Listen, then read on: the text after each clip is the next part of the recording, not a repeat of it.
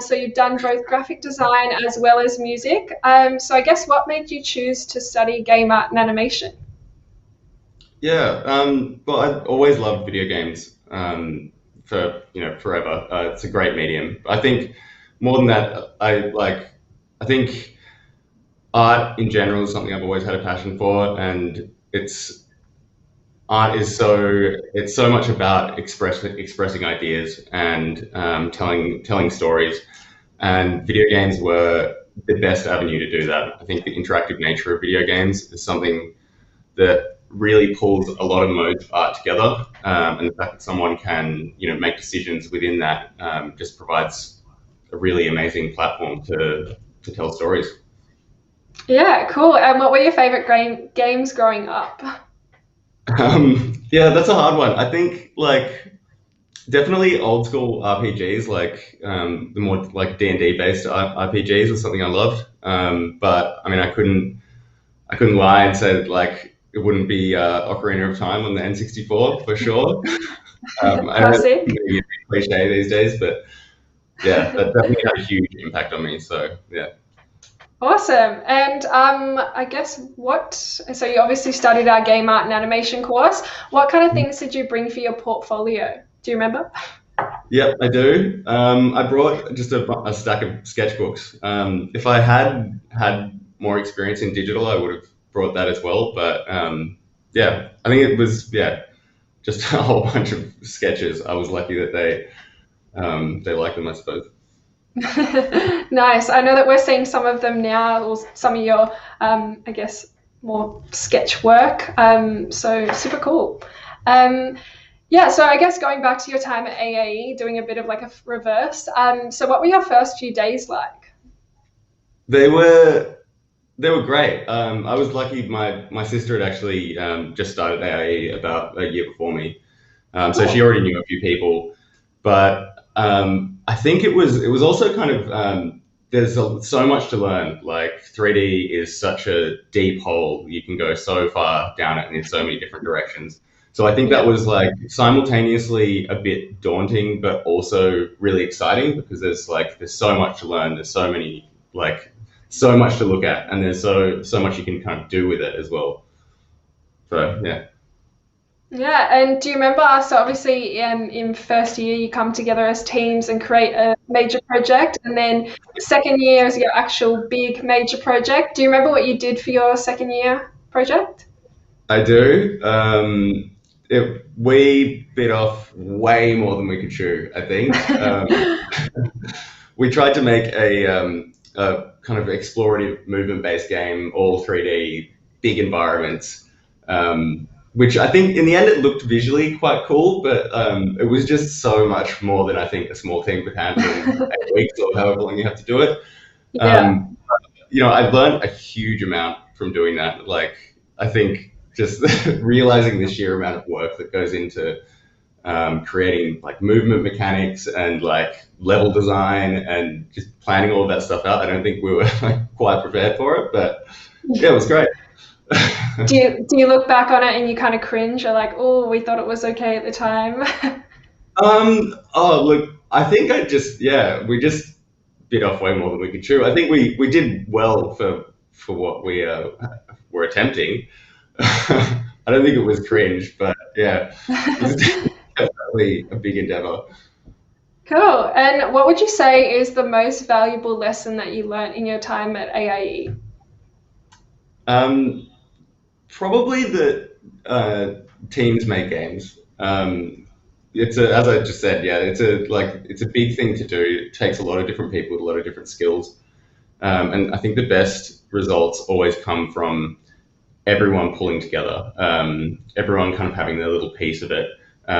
Sure, you can totally make a game by yourself, but I think that's part of the magic is that it requires so many different people and so many different skill sets. It's cool to see artists interacting with programmers, and there's a time that's not too long ago where you would very rarely see those two worlds collide in such a way. So yeah, I think it's probably that teams make games. Yeah, no, that's awesome. And I guess looking at your career now, so we've talked about AIE, now we're getting into like the present day. So do you want to tell us a little bit about your career up until now? Yeah, well, as you started with, I think it's been a pretty strange ride. I started off, I guess, as a fine artist, as a solo artist, before I came to AIE, and figuring out, ways to try and create resonance, and art, and also live, I suppose. And I became a composer. I used to play a lot of shows, and I think I was always focused on, like trying to build worlds, and trying to create, I guess, like a vibe that I thought was important, within that. So I think when my sister was like, "Check this course out, totally up your alley," I was like, "That is totally an avenue to be able to tell those stories, to make that art, and it's a growing industry. There are jobs." Yeah, I think the skills that you build through it are really good as well. Yeah, so after AIE, I worked at S1T2 for a little while. I worked on some kind of solo projects as a contractor, and I reached out to Aaron Grove, who's the creative director at Blowfish Studios, and was lucky enough that a little while later he offered me a job there. So Awesome. yeah, after that, Yeah, really. eventually came back to S1T2 because they have a really great team dynamic. They've got a really good approach to creative thinking. I stayed good friends with all of them for a long time, so I was always really intrigued by the way that they kind of approached creative problem solving. They use 3D and just, I guess, creative thinking for a lot of different projects as well, not just games, but like kind of more theme park things, art installations, a bunch of stuff. So that was something I was really interested in as well. Cool. We have someone saying that looks amazing. Cool. Well, first of all, did you actually have any 3D experience before you came to the course, or you kind of learned it in the course? I had none at all. Yeah, Yeah, cool. absolutely none. I Cool. knew that it existed. Yeah, yeah, but never had a go. That's awesome. So we are going to Yeah. talk about S1T2 in a second. But first of all, your role at the moment is art director. So for those like maybe out there who don't know what that means, what exactly is an art director? Yeah. I think it really depends on the studio and the size of the studio and the pipelines that they use. But I think overall, it's someone who holds the team's vision and supports them in making it real. I think it's the art director's job to kind of guide a project, guide its like look, and feel, and prep the development team on the execution. Because there's also a lot of studios will also have a technical art director who's kind of responsible for I suppose what you'd say is like final pixel, what it actually looks like in the end. An art director's a bit more responsible for, yeah, I guess the like early inception of a project. Yeah. Yeah, and do you work in a big team or a small team at the moment? It depends on the project. I'd say S1T2 is not a huge company, so um, yeah, I think the team ranges from about 5 to 10 people, depending on what it is that we're working on. Cool. Blowfish was a bit different. I think I was working with a team of maybe about 12 people, something like that, most of the time. Yeah.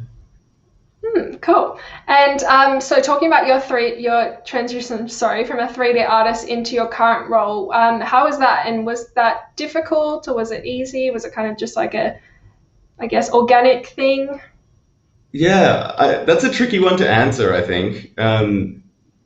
I I was really lucky in that my creative director at Blowfish was really supportive, and he knew that I wanted to have like agency over my creative output, and so I guess he definitely platformed me and like gave me the opportunity.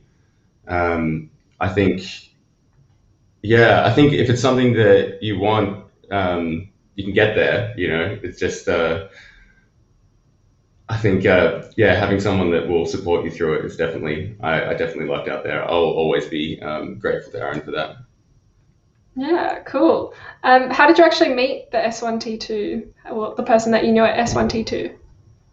Um, I I knew them through I knew who the guy who was their director of real time from a long time ago, just randomly. I didn't even know that he worked in at S1T2 or video. But I think after studying AIE, he came in and did a talk, and I was like, Jack, what are you doing here? And kind of just went from there. Wow, My sister worked there as well a little while ago. I just got along with the team really well. So while I was at Blowfish, I just kept in contact with them, and yeah. yeah, it's definitely important. I guess networking is a really important element. And what would you say are the skills or personality traits that you think are most needed in your career? I think everyone has their own style when it comes to any kind of leadership-based role. I think for me personally, it would be empathy. I think at the end of the day, like projects definitely succeed or fail based on the team, not the person who's like, you know, making calls. I think someone said to me once, if the team fails, it's not them that fails, it's you that fails, and if they win, it's not you that wins, it's them that wins. And that's really true, and it was definitely a hard lesson to learn, but I think that's kind of a valuable way to look at it, because at the end of the day, like if you're working with people, you want to see their ideas come to life, you want them to be excited about what they're doing. That's when you get the best results, and it's exciting to see people kind of be like, oh, look at this thing I made, how cool is this? That's when you know you've got something like it's magical, when people get really excited about the work that they're doing. That does sound very magical. And now we're looking into S1T2, I guess. We've been talking a bit about it. Do you want to tell us exactly what S1T2 do and any cool projects, I guess, that you're able to share? Yeah. So S1T2, the name stands for Story First, Technology Second. And I suppose that kind of sums it up. They endeavor to tell stories through experiences. Sometimes that's video games, sometimes that's installations or theme parks.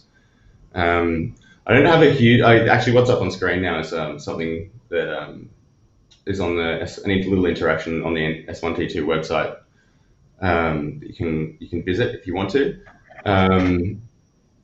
Yeah, I mean that's actually one of the only things that I could really share at the moment, because a lot of the stuff is still ongoing, which is kind of unfortunate. But yeah.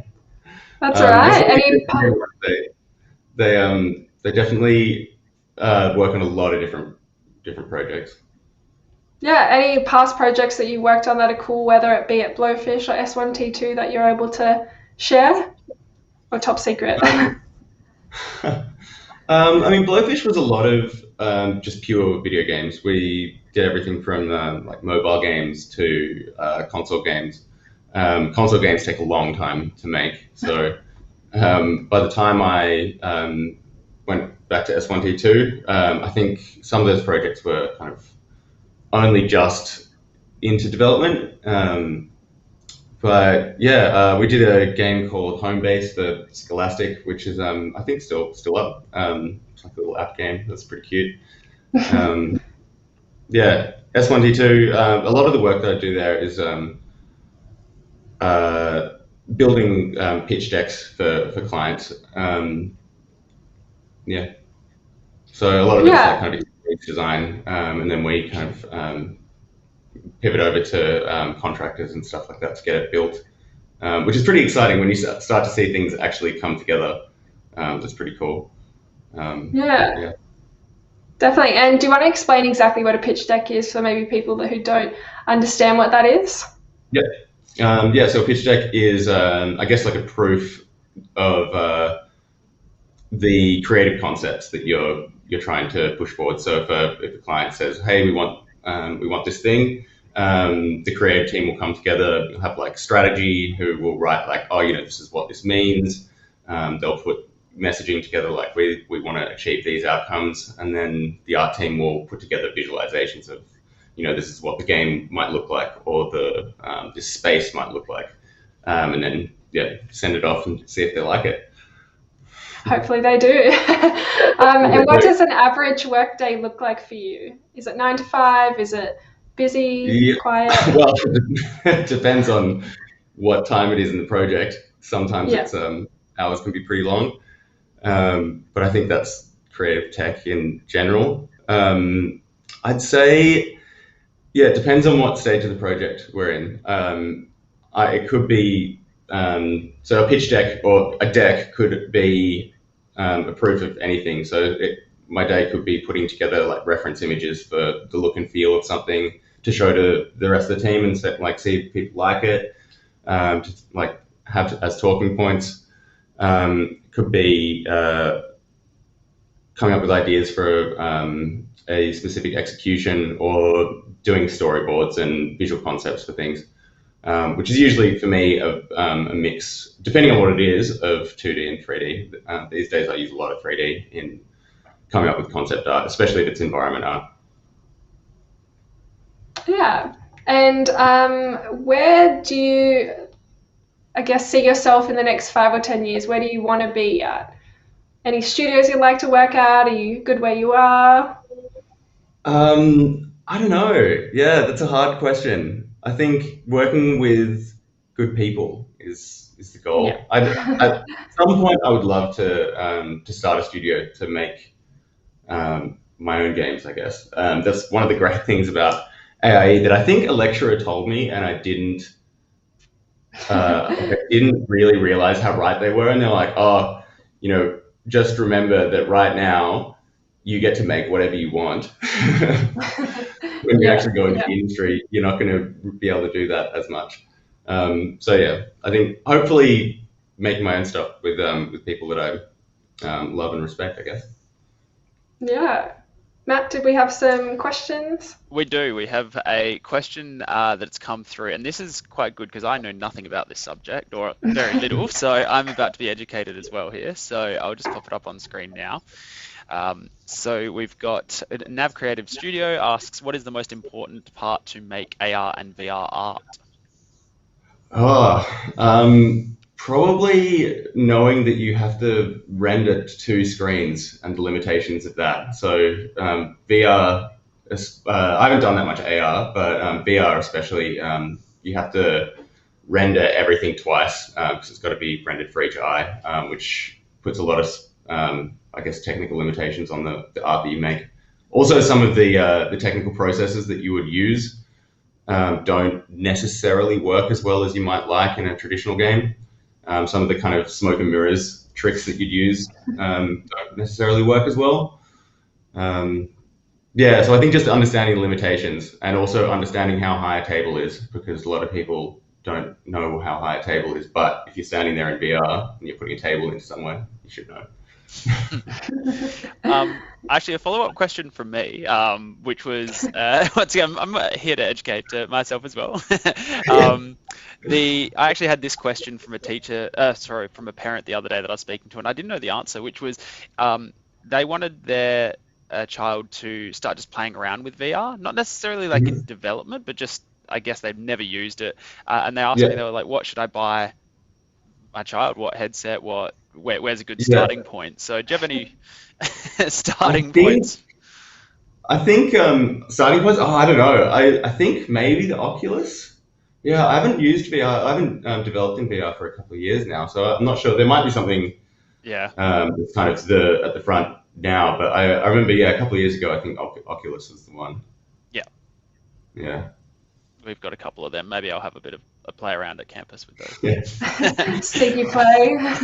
Very good. We actually had when I got a little while ago some kids testing out VR activation in the Pacific Islands, and one of the kids, there's part of the activation is that this magical portal opens up in the floor, and one of the kids in VR just dove headfirst into the ground.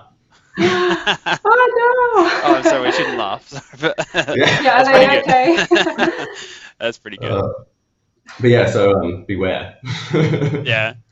Our, Uh-oh. one of the GDML teams here in Adelaide, so our graduate diploma students, they're creating a horror game in VR, and they of course dummy tested on me, and so I had this level, and I was in this like spaceship, and there was green blood, I assume, or goo on the floor, and it leads up to like a vent, and then you just hear this like heavy breathing from all around you, and I was just took off the headset, and I was like, nah, I'm good. I was I like, can't do it. nah. Pass. Thank you, but pass. That was Yeah, really good. definitely. All right, I'll leave you two back to it. Sure. So I guess we're just talking about teams and working in teams. What kind of, I guess, what do you think is important? What do you look for in a person that you're working in a team with? So are there any sort of personality traits that you like to work with or anything like that? Yeah, I don't know. Not necessarily. I think just like openness to collaboration, I guess. Yeah, that's a hard question. I think it's important for teams to like because it is pretty or can be quite close doing big development cycles. So I think just making sure that you can like chill with the people that you work with. Have a if you drink beer, have a beer with them after work, or Yeah, um, yeah. We're missing that in Sydney. yeah, go and have lunch with people in the park. Things like that. I think sometimes if things become fragmented, it becomes hard um, to get it all flowing. So yeah, I think just people who are open to that. Yeah. Yeah, and then I have one last question before we get back to some more viewer questions. So any advice to those wanting to get into a similar role? Yep. I think like coming up with uh, your own ideas and putting them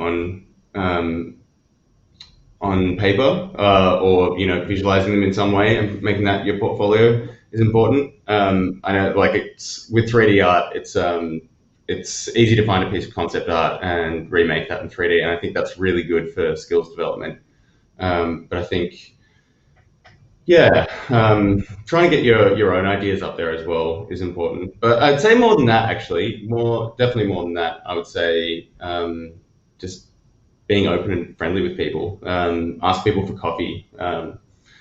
It's surprising how many doors can open for you if you ask people for help or for advice or whatever. So many people are willing to give it to you. Yeah. Yeah, that's great advice. Well, thank you so much. Those are all the questions that I have. But Matt, did we have some extra questions from anyone? Yes, we do. We've got two that came from. I'm going to steal your words here. A keen bean from before the stream started. So I'm just going to pop them up on screen now. So the first one we had was, is 2D art or is the 2D art ability crucial to being an art director? Absolutely not. Yeah, I think it depends on how you want to deliver your ideas and direction. I think like having an eye for things like color and composition and stuff like that is probably fairly important. But 2D art, no, like 3D tools are so useful and so flexible these days that I think it's can do it however you want to do it. Sometimes the best direction is just people grabbing a bunch of reference images and saying, this is important and this is important. I like this color or that shape or, yeah, definitely don't have to draw to do it for sure. Yeah, and I'm sure you've just made a lot of people happy out there by hearing that as well. Definitely. And the second question I will just pop up on screen. Give me 1 second and we'll get it up. So the second question is it about what you work on or who you work with? Ooh, good question.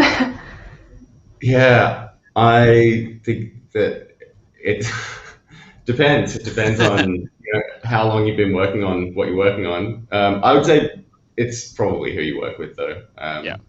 For me, I think that's the most important. Yeah, I think maybe you could get sick of doing the same things over and over again if it was just one thing, but yeah, I don't know. This one's going to be a bit of a test of that one. This one might be a bit hard, but would you rather Yeah. work on your dream project with the not the ideal team, or would you rather work on a whatever project with an ideal team? Definitely a whatever project with the ideal team. Yeah. Definitely. Yeah. All right, I think that one kind of answers that one as well. Yeah. Cool. Let me just quickly check, but I think that is all, or they are all the viewer questions from tonight that we've gotten so far. So, yes, correct. So, if anyone does have any, you've got 2, 3, 4 minutes to pop them in chat now. Yes, if you got any questions, pop them in chat now, and we'll get them answered. But Stephanie, I believe we are about to go through the website. We are, yes. So Yep. do you want to take that away? Yep, I'll just pull it up on the screen now for us. So, Yeah. we didn't actually go over this, Steph, but would you like to go through the website info? We did. I can go for it. That's right. It'll be your hands, but my mouth. So yeah. So we have applications are open for our February 2022 courses. So you can find those there. You can also find a showcase where you do a bunch of workshops and live streams like today. We have a whole bunch of events. Information evening is coming up on the 15th. So don't forget about that one. You can also search. Going with the live streams. You can actually search if you are looking for a specific category. But yes, as you can see here, we've got Industry Experience Day as well coming up in September. So please register for those. We're going to be talking more in depth about our courses. So yeah, don't miss that. We've also got, I'm trying to see where your hands are going. There we go. You can hear more about our campuses. You can also ask a question, book a phone interview with some of our friendly staff. We are here to answer any and all of your questions, so please pop them there. But yeah, basically has it all. Yeah, do reach out to any of the campuses as well if you have any questions or need any guidance on which course is the right one for you, as that's what we're here to do. We're here to help and hopefully have more students like Oscar go through the pipeline and now creating fantastic 3D artwork. Awesome. Any other questions, or are we wrapping up? Let's have a quick little look. I think that, oh yes, we did get one. All right, let me put it up on screen. Sure. CG generalist or CG specialist? That's a good question. This has been debated by a lot of people that I know for a long time. I think generalist. I think that the applications for all of this stuff are just expanding so quickly that, being I guess T-shaped. Like being a specialist in some way is good, but I think most of it, I think being a generalist is powerful. Yeah. I think if you are the kind of person who wants to just do the deep dive, I think that's totally valid. But yeah, I think generalist is good. Awesome. Just a quick follow-up question here from me. Sorry, would a generalist leave you open to or give you a greater chance of being employed because you can kind of do more, or not necessarily? Yeah, not necessarily. I think someone who's like really a really specialized tech artist will always find work. They're in high demand for sure. Yeah, I don't know. I don't think one's more than the other. I think definitely older style companies, I think, prefer specialists because I guess that's how it's been done. I think younger companies tend to prefer generalists because they're usually smaller companies as well. They need people to wear multiple hats. Yeah. I think generalist is good though. It's nice to see people be like, oh, I'm an animator, but I can also do this thing. I can also do motion graphics or whatever it is. Yeah, definitely. Well, thank you so much for joining us tonight, Oscar. We really appreciate it, and definitely keep in touch. We love to hear what you're doing, which sounds like you're up to some awesome things. So yeah, keep in touch. Matt, do you have any final words? Otherwise, we'll wrap it up. No, that's everything from us. But a big thank you to Oscar for being with us tonight. We are very appreciative of your time as well. So thank you, everybody. And if you have any follow-up questions, just get in touch with your local campus. Other than that, have a good night, everyone. Stay safe, and we'll see you next time. See you Cool. Thanks, later. guys. See ya. Bye.